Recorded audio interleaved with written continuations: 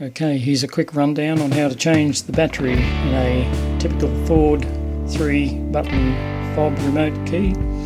Typical of Ford Territory and other Ford vehicles. The first thing you want to do is grab a screwdriver and find the second slot behind the key.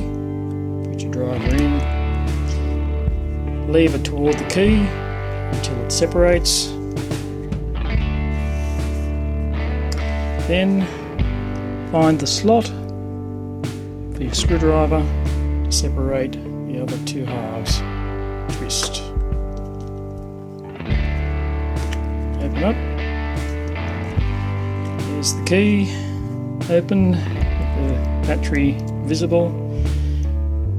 And the battery in this case is a CR2032.